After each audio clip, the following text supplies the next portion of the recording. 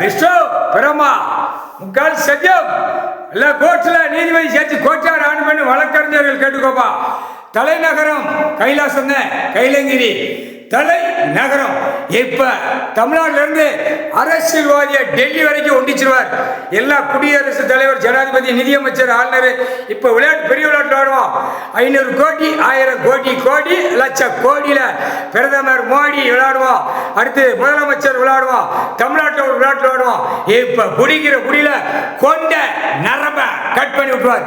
இப்ப சென்னை மண்டலத்தில் உட்கார்ந்துருக்காரா ஐயா, உட்கார்ந்துருக்காரா தீர்மானம் போடணும்ல ஐயா, ஆட்சி ஆளுநர்ல 2வது நாள் கணக்கு பஞ்சாயத்து போர்டு கிரிமினல் கணக்கு எழுதிட்டார்.